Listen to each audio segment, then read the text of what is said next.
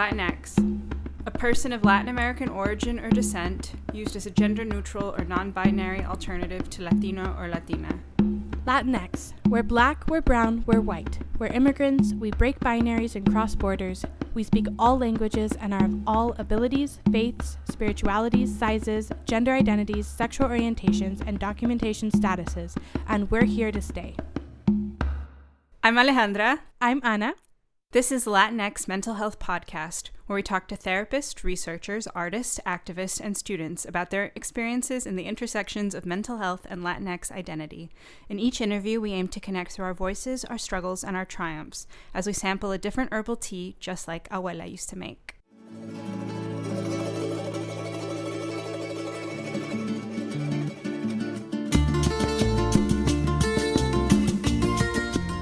For this episode, we spoke to Rocio Villalobos, a community advocate currently working with young people, leadership, and access to nature.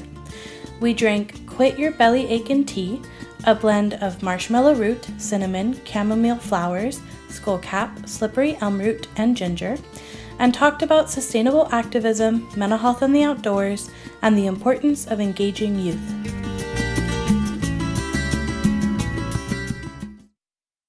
The Latinx Mental Health Podcast is not a substitute for professional mental health care. We encourage you to seek resources and support in your community. Welcome. We're excited to have Thank you.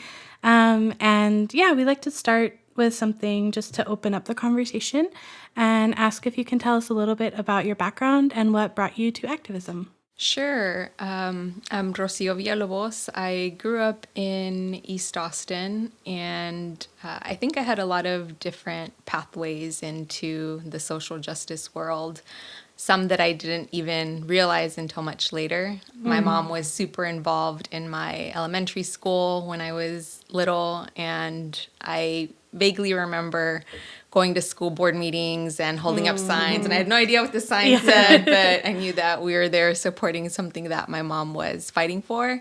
So I think she was absolutely kind of that first role model for me. And then afterwards, it was working with Poder, people organized in defense of earth and our resources, and getting involved with their Young Scholars for Justice program as a college student and going in and mentoring youth that were a part of that program.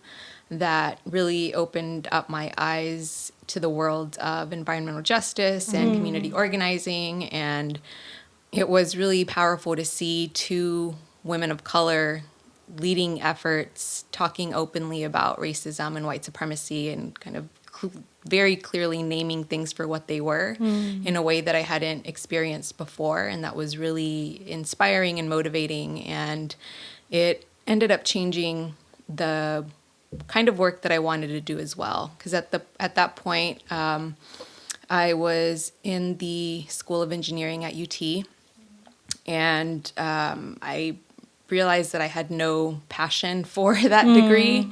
I happened to do well in math and science in high school, and I thought that that was the route that I wanted to take, but it was really education and working with youth in support of youth and in helping them develop their leadership skills and recognize their power and the value of their voice that was what ultimately really motivated me to get more involved in kind of youth-based educational work. And along the way, I started learning about immigration and got involved with a couple of different efforts, really beginning with volunteering at first and then working to support a visitation program to the Tidon Hutto facility in Taylor, Texas, and visiting women who were detained there. And in many ways, seeing my mom's story and theirs, and recognizing that there is this whole other world of injustices that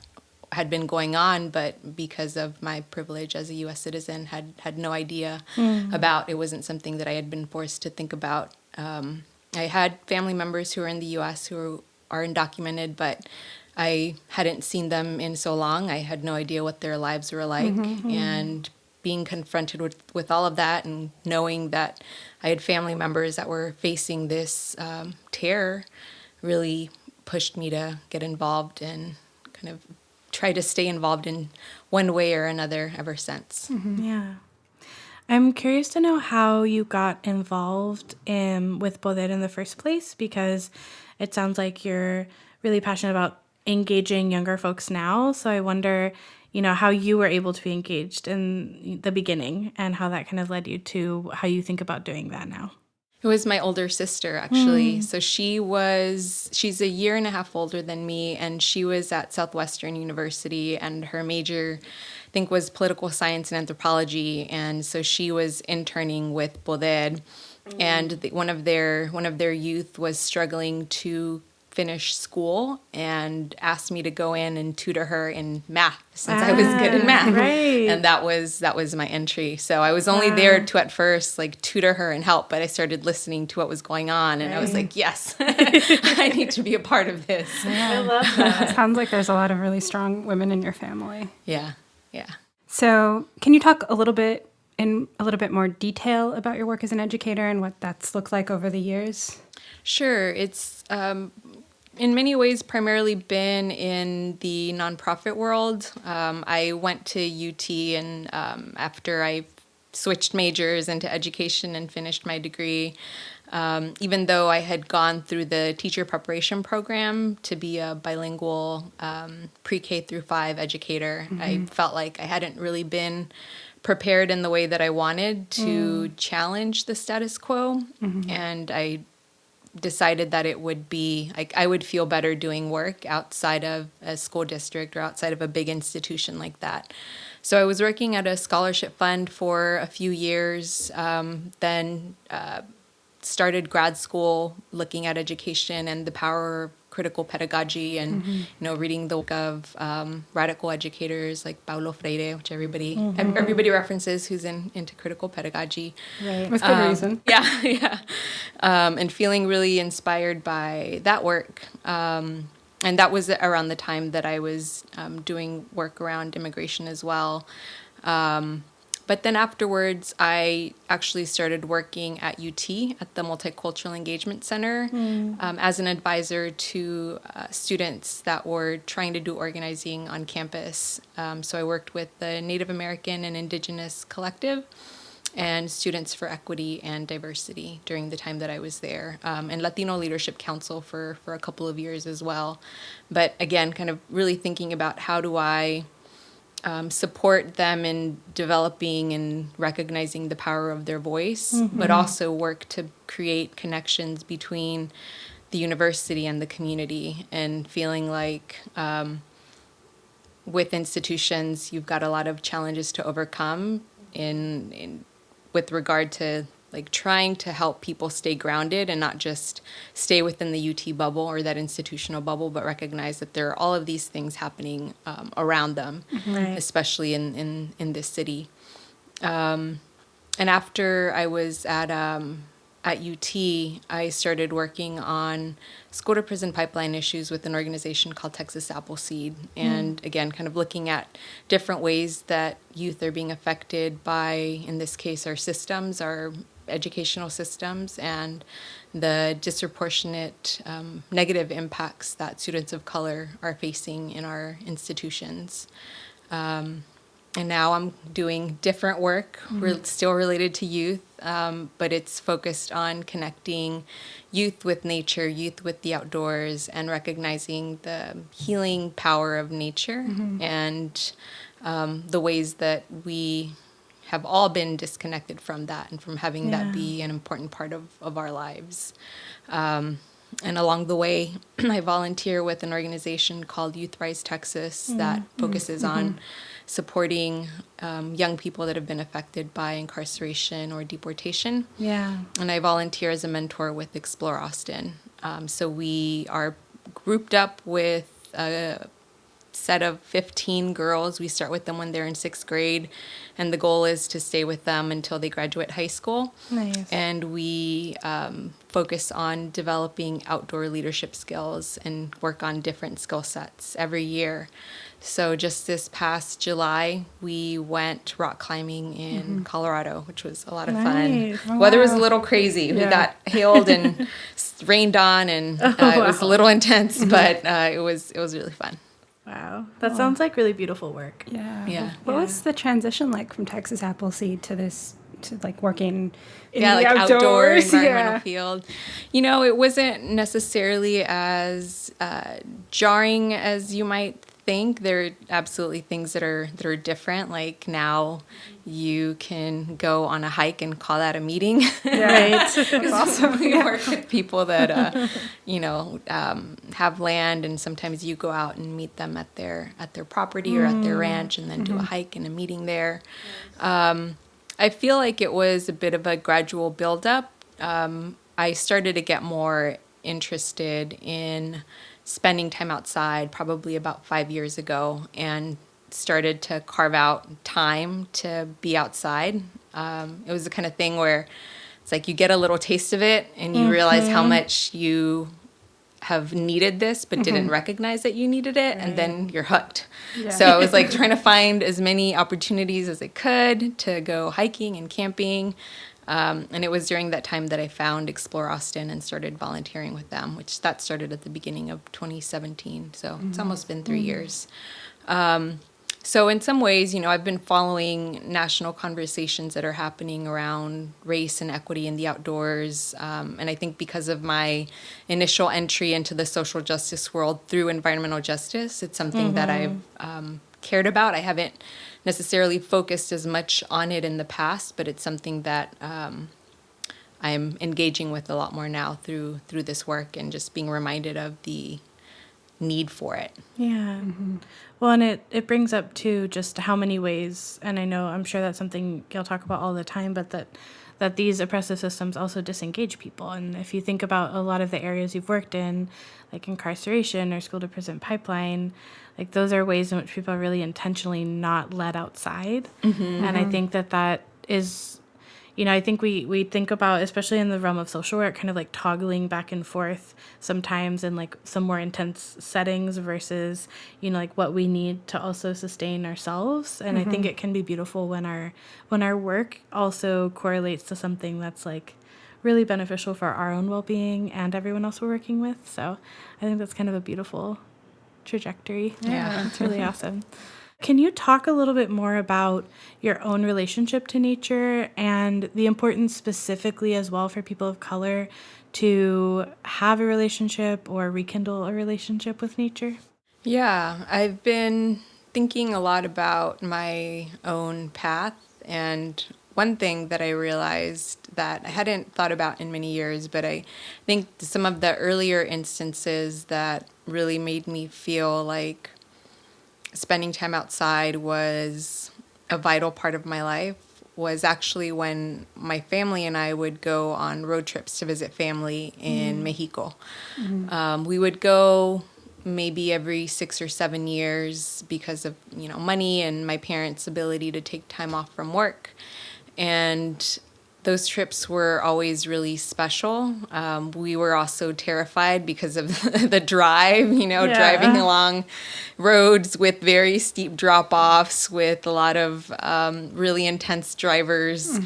But I remember that the marker that my family used to signal to us that we were getting closer was we would see El Cerro de la Silla.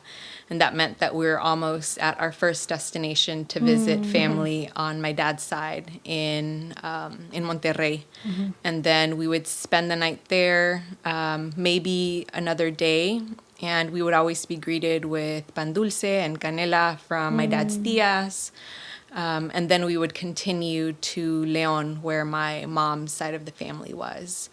And spending time there, I remember now that it was probably the earliest moment when I realized just how many stars you could see with the naked eye.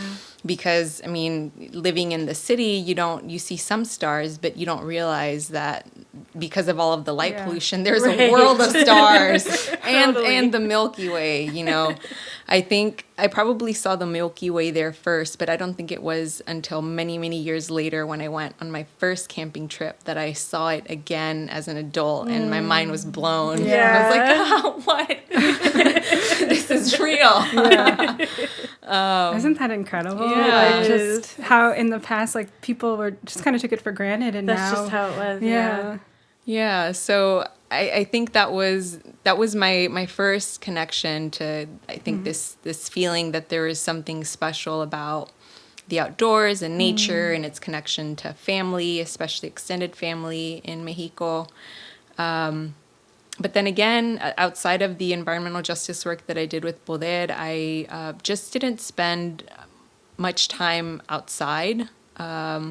It was, I think, right around the time that I turned 30 that I went on my first camping trip and, saw the Milky Way and had my mind blown. But I think leading up to that, I would spend some time out on Lady Bird Lake. It was Town Lake at the time, so like I still call it Town Lake. And I was struggling a lot with depression. I think it was right around the time that I was starting to recover from my eating disorder, and walking by the lake and like around the lake was really meditative for me. Yeah. And at first I started just running a little bit. So I did not grow up running. Running is very new to me. But I started running and kind of used it as a test to see, well, I'll see how much further I can go this time.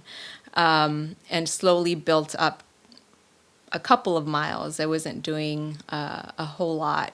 But being by the lake and walking and running, all of that was part of my own healing process. And, I also had this experience where I had gone to see a counselor and felt like they didn't really understand what I was going through because all of the counselors that I saw were white. Yeah. And I was in a counseling group with other folks that were all white and had sessions turn into me just trying to explain racism and like my experiences as a woman of color. And just feeling really angry and ultimately staying silent during those sessions because I wasn't getting what I needed. And I think I kept showing up because I thought, well, maybe this time it'll be different. But I had a really hard time trying to advocate for myself in those sessions. So I left counseling and found nature. Yeah. Yeah, absolutely. That's so frustrating. And I think it's such a common experience. For sure. Unfortunately. Yeah, you end up doing more work than anyone else. And that really is not Yeah. That should not be your job in that space, right? Yeah. I think one of the reasons I find your story so compelling is because you didn't grow up with it. Like, you sort of came into this as an adult. And I mean, I know for myself that that's the case too. Like, I never went camping as a kid. Like, outdoors wasn't something that we had access to, and I think that's a story for a lot of POC, but that it is something that you can learn to do and benefit from. So like reclaim in that way. Reclaim. Yeah, I think that's really beautiful because I do think there can be even a privilege to access, right? Yeah. Like to being able to even like cross a checkpoint or to go a certain distance or to drive in the first place or to like buy a tent, which can be expensive, or like any number of things. So I also love the idea of, even kind of in the middle of a big city, you found like a spot that worked for you in terms of like connecting to nature. And you didn't have to like go to another state to do that. Yeah. And you can, but like you know that you were able to find like a local place that worked for you for that. I think that's really beautiful. Yeah. It's time to refill our cups. Join us at the table for a nice chat and a cup of tea in a part of the episode we call the sobremesa.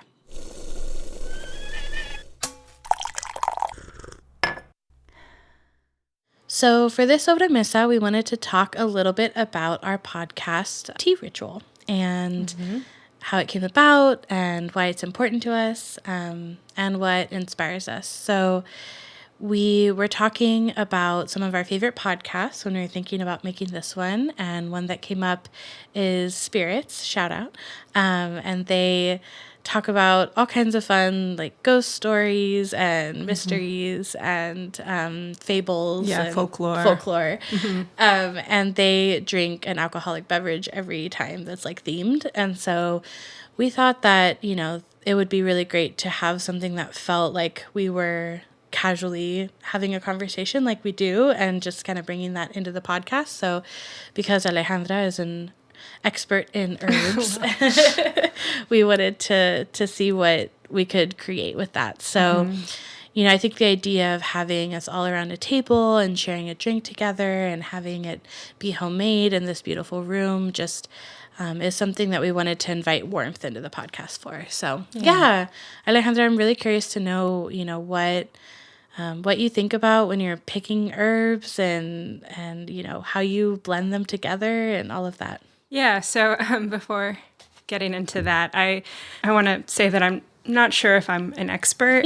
There's so much to know about herbs and plants, and there's such a rich tradition and history when we talk about plant medicine. But I did study Western herbalism extensively for about a year at a local school here in Austin, the Sacred Journey School of Herbal Medicine, led by Ginger Webb. Another shout out. Yeah.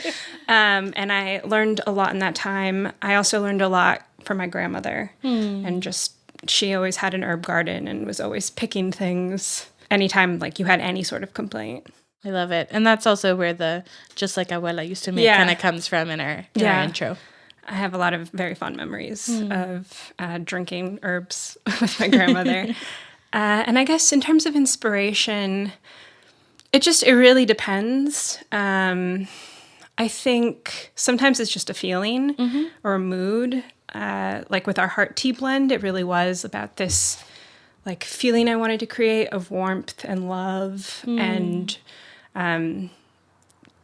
herbs that sort of promoted heart health, but sometimes when we talk about heart health, that also means like our emotional health, at least in like when we talk about it in Western herbalism. So that's how I kind of blended all of that. And it is kind of like after you've studied and have been doing it for a while, it's kind of intuitive. So I don't know exactly like how I decide in terms of ratio. It just kind of happens, which is, it's like art, right? That there's that portion that comes from like having studied and knowing, and then there's that portion that comes from intuition. Yeah, I love that. And sometimes it's very last minute, like a day before we're gonna record. I'm like, oh crap, like, and then something will just kind of pop up.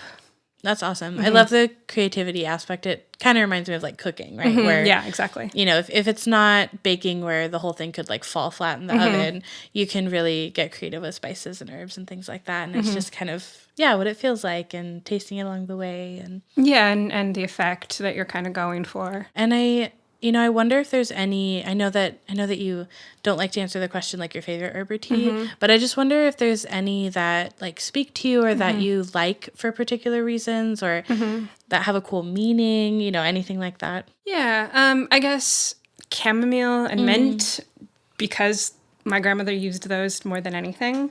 So they just remind me of my grandmother and having tea at her house. And really, chamomile fixes so many things.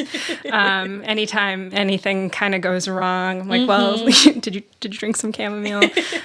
So I love chamomile. I love anything in the rose family. So rose hips. And you've used that in a few of the blends that we've had with folks. Yeah. Just because I like things that are kind of flowery and smell aromatic. And anything in the mint family, so lavender, basil, rosemary, and rosemary is abundant here in Texas. I really like using things that grow here and harvesting when I can, which is less frequently now for a variety of reasons, but it's like having that connection to where you are, I think is really beautiful. Totally, and that's how some of the first tea was ever made, right? It's like, this smells really good. Let's boil it in some water and drink it. I love that. I feel like it's very grounding in part for that reason, right? Yeah. Because it is so connected to the earth. And I think if done right, it promotes stewardship and connection and care. Yeah. That's awesome. And I definitely think that those are also pieces that are central to what we want to do with this podcast, right? Is like promoting connection and care and taking care of each other, right? Yeah. Along this work and as humans and as mental health professionals or anyone else who listens, that, it's something that we can all come around at a table for. Yeah, and taking care of each other includes taking care of our home. Exactly. Yeah, and nature. Is there anything that you learned about herbs that like surprised you or like a fun fact that people might not know? I don't know if it's anything that was particularly surprising, but I think when I was studying, I realized how disconnected we are, and how much I didn't know about just what was growing around me. Right. And I didn't know anything about plant families. And so learning that certain plants are related, and not having any idea of that before, was really interesting. And I think the really cool thing about when you're studying Western herbalism is that, not only do you have to you don't just learn the uses of the plant, you learn their origins, where they're from, what families they're from, aspects of botany, different parts of the plant, and that it's so much more of this so much more than this utilitarian thing, right? Which I think is what a lot of wellness culture and when we're people who sell Herbalife and essential oils and all of that, it's so much more than what is it that it does for my body or what is it that it can do for me, but about where is it in relationship to everything else. Right. Yeah, I love that. I think thinking of one big extended family of herbs just feels so homey and connected. Yeah, and being able to see certain traits in plant families, and then having an idea of what family that's in and what that means about that plant. That's just been really invaluable. That's awesome. And I bet that helps with that intuitive piece of what do I put together with other things? Because you realize what can be complementary, right? Yeah, I think so much of what intuition is just creativity and knowledge, right? It's just knowing. You have to first, before you can have intuition, you have to know what it is you're dealing with. Yeah. Yeah, and I'm really interested in the idea of you taking this class in Austin too, because I don't think people think of that in a city setting as well. So I'm wondering, what was something about that was really interesting for you? I loved learning about where certain plants grow, and how to harvest them. We would do a lot of plant walks, sometimes at a farm, but sometimes not, just kind of out at a park or somewhere that's pretty well traveled and pretty urban. We would walk and see what plants were medicinal and what grew where and how to best harvest. Yeah, I love that. That's awesome. I love being able to get medicine from wherever you are. And I think there are I think I want to add some caveats for people who might be interested in wild harvesting, that, we have to really respect the plants and their environment, and to not over harvest and to only take as much as we need, and to leave the rest. So kind of the rule is you take a little for yourself and you leave the rest for just for the health of the plant and also for other people. Well, not just other people, birds and squirrels and stuff. Yeah, for everybody else and everything else that that can benefit from that plant. And I like that as just a way to sort of live your life, to only take what you need, rather than hoarding or, destroying something because you want it. Totally.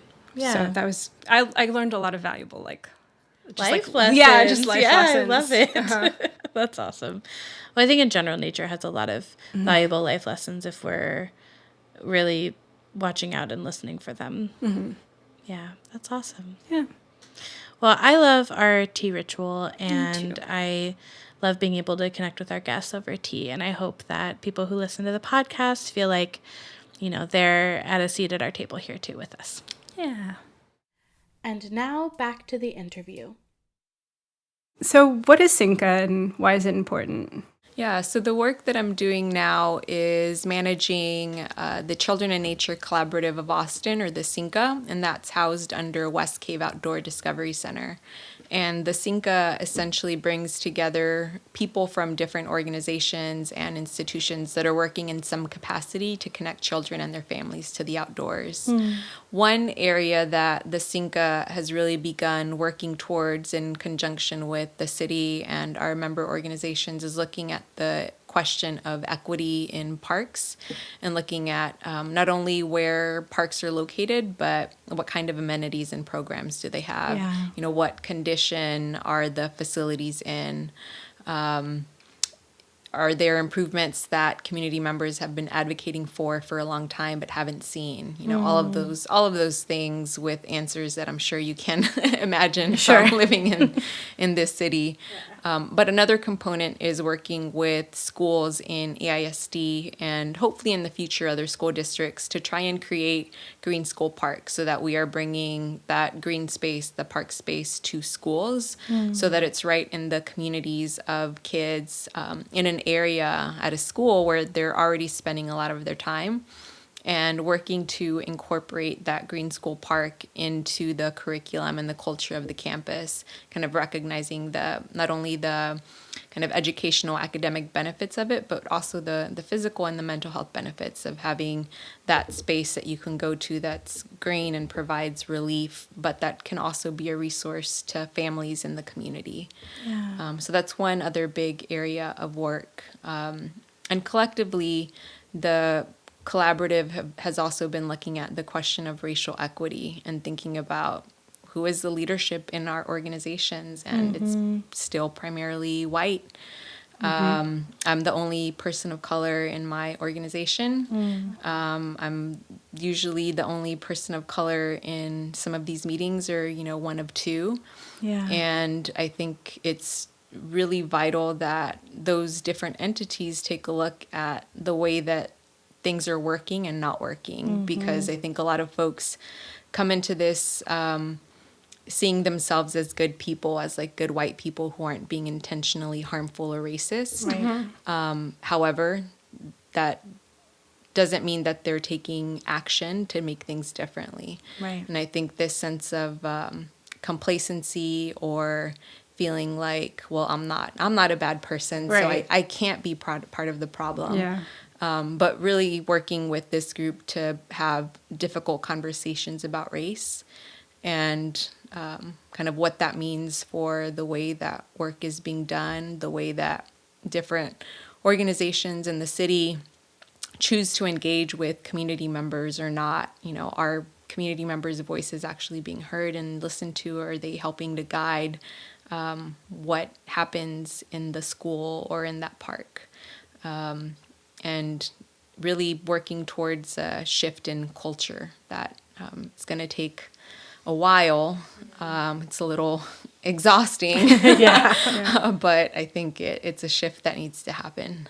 Yeah, absolutely. And I think it's sort of a theme of a lot of the folks that we talk to, and also kind of why we created the podcast in the first place, is your story echoes so many others in other fields too. We oftentimes hear of our colleagues who are POC or who are like from Spanish speaking backgrounds, and they'll be the only person who can like speak Spanish with families at their workplace. And, you know, that's part of why we wanted to create more connection across with everyone, so that sometimes it can be really lonely to be in that space. Yeah. And also to think about, you know, what does it look like for all of us to do this kind of work, and the people that you're mentoring and the people that, you know, we're all reaching out to kind of move them into these spaces so that there isn't just one voice anymore. And it can be, because we can't all represent one group of people. That's also not possible for us. Yeah, it's an incredible burden, and it's just a lot more work if you're the only one. And there's just such a diversity of experiences for any group of people. And so it's like so beneficial to just have, regardless, to just have more backgrounds and more experiences and just more brains in the same space that come from different places. It's just makes a huge difference. Yeah, absolutely. Yeah, I love that. Well, I hope that you are able to have more people in your space that like represent that sooner rather than later. Yeah, and one thing that that I realized entering that environment was that I was gonna have to create something for myself. So I started thinking about all of the people of color that I've met thus far that are working in this field. And I emailed them and was like, let's start a group. Let's go to happy hour and brunch and hikes. So we've gotten together a few times, but it's like a POC outdoors group for folks that are working in this field so that we are creating that support for ourselves, because I know that I was feeling like I was drowning in some ways, just because what I was trying to communicate and share repeatedly just wasn't being listened to. And I was like, I need other people to vent to who understand this instead of just like sitting here in my anger. So is this just for people directly working in this? I'm like, can I come? For the, you're an herbalist. It's environmental related. Well, so I've started a handful of different groups. So on the one hand, like this one that I mentioned is like for folks that I've met through work. Nice. But I'm hoping to merge my worlds, because this other group is for POC that want to do things outside, but have felt like they don't see anybody else who looks like them, or they're interested but don't really know where to go, or the ins and outs of preparing for a day hike or a camping trip. And using that as a way to share gear and knowledge and expertise. Yeah. That's awesome. Yeah. That's amazing. I've love learned that. a lot from the other folks in the group that are badasses and have so much knowledge about plants and wildlife. Yeah. And all of that comes out organically when we're doing hikes. Right. Yeah, I know. Little pun. I know stuff about plants. Just for the listeners, I'm just going to share it. I just keep bugging Rocio to be my friend and like hang out with me. We'll make it happen. Alejandra's plant facts are definitely some of my favorites. And squirrel facts now are some of my I know a lot favorites. about squirrels. I know a lot about plants. So I will share this with you. Where at West Cave, we are my coworker and I are doing a Friends of Cinca hike. Cool. I would love to have y'all go out to West Cave. Oh, okay. I'll send you a link with the registration, and you can sign up and join us. And it'll That's awesome. primarily be POC. Okay. So. Sweet. Love Okay, it. I'll be there. I'll try and be there. That's awesome. I love it. I love it.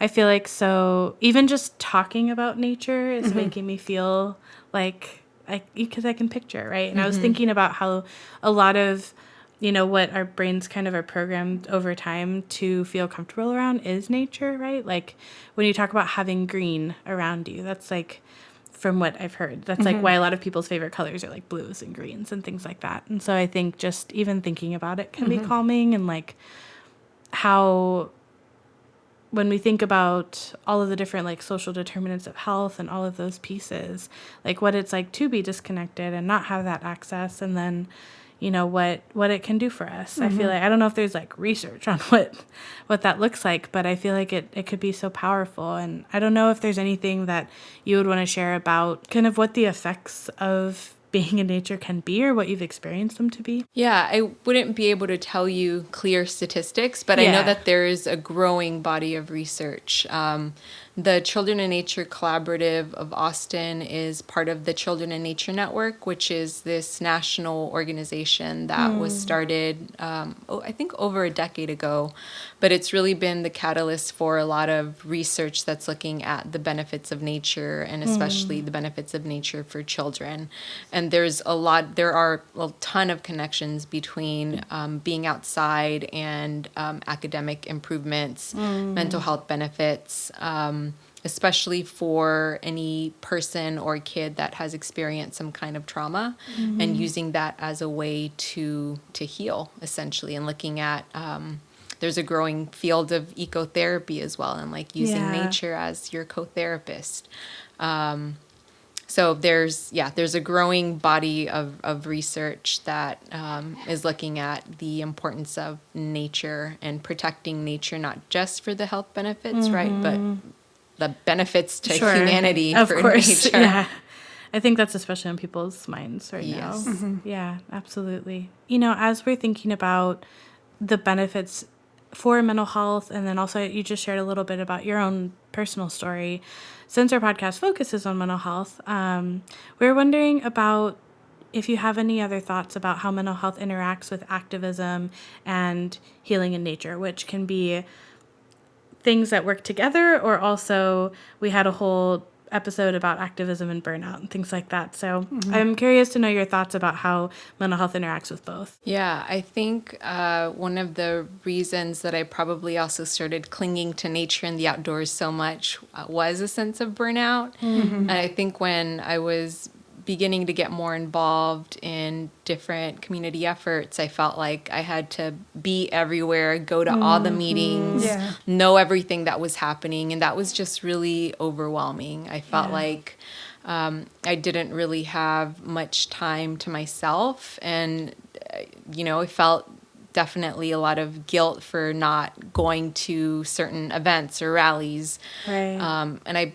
just felt a lot of pressure that I put on myself. And, I think worried about, what others would say if, I didn't show up to X, Y, or Z event, right? Like, why weren't you there? You say you care about this. But I think it's really easy to get caught up in all of that. But if you're not taking care of yourself and making time for yourself, then you're not really going to have any bandwidth to really get involved or support people that you care about.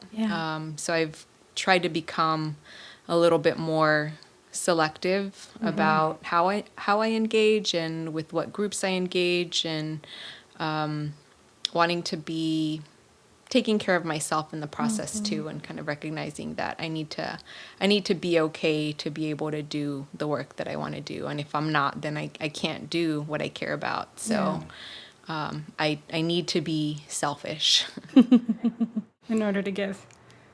Yeah. That's such an important lesson, and I feel like it can be a hard one to learn, and sometimes we learn it the hard way. Yeah, I'd say most of the time. We learn it the hard way. Yeah. But I think people who have gone through that process are some of my favorite people to organize and do activism with, because there's this, or even do this podcast with, right? It's there's such forgiveness and flexibility that I think is beautiful.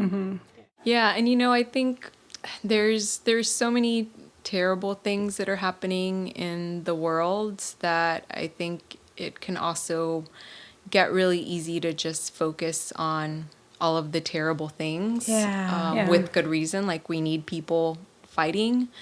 But I think there's got to be a sense of balance, and that's what nature and the outdoors have provided for me, just trying to find that sense of balance and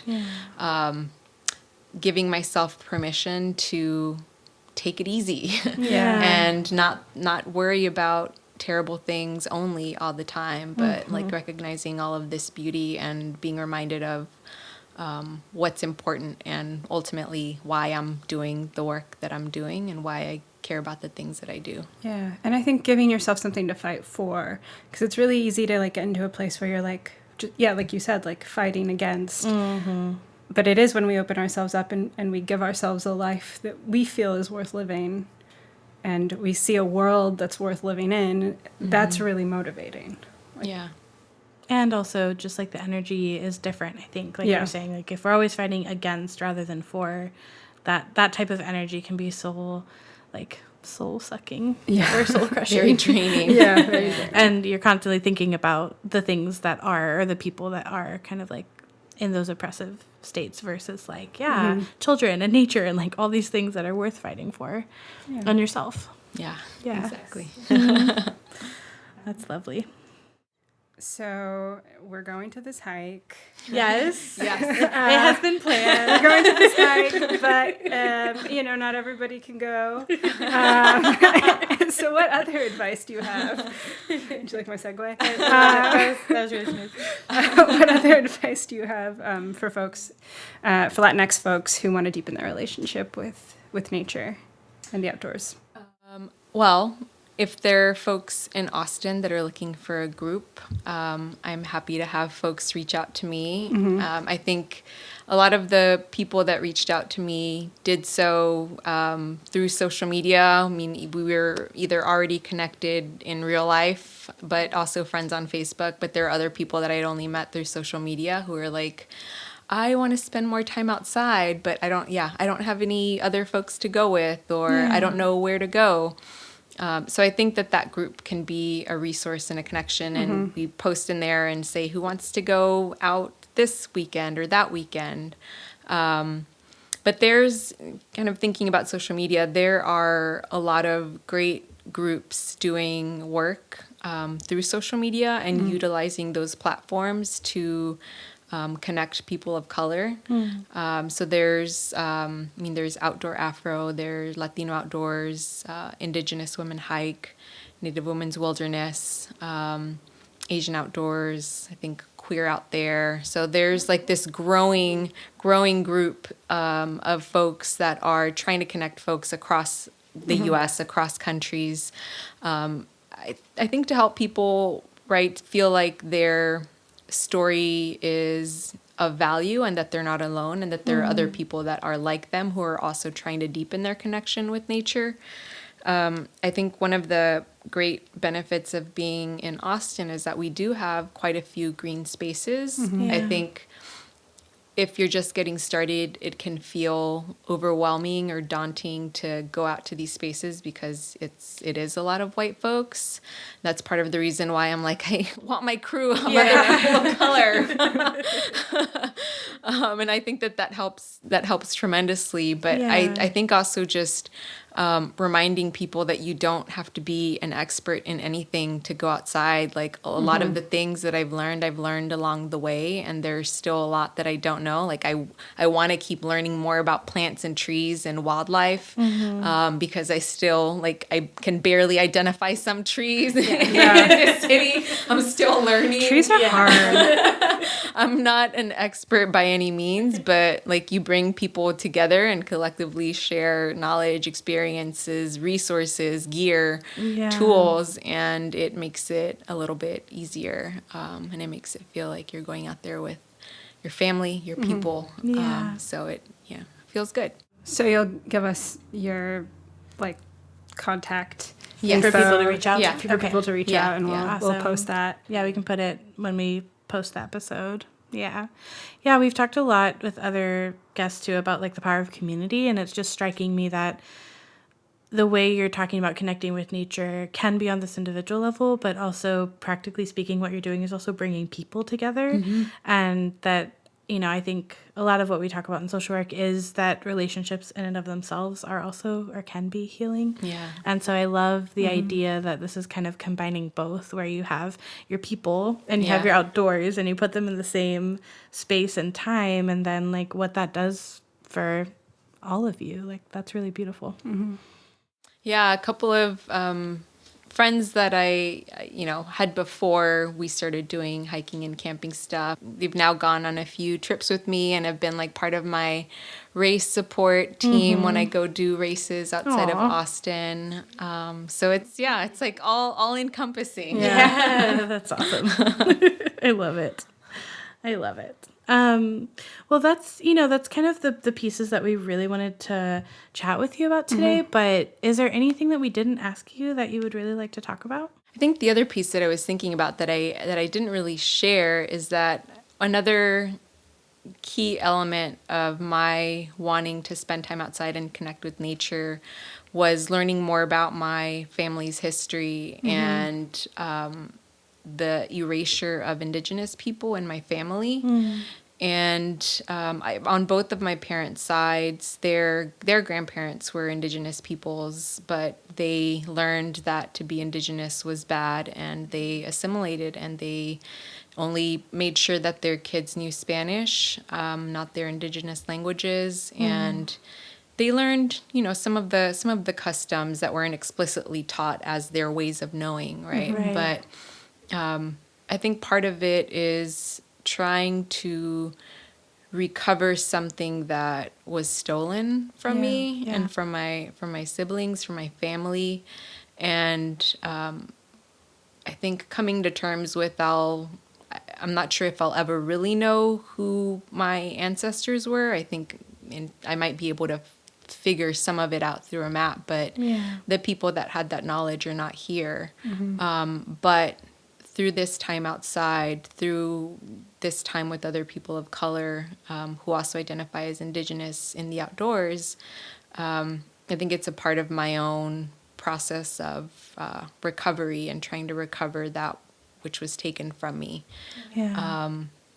But finding the beauty in that, and kind of thinking about too all of the other Indigenous peoples that were here before us, wherever it is that I go, and honoring that and remembering that, and trying to make sure that others know that there's a rich, beautiful history that's been erased, and that we should be honoring that history too. I'm proud of it.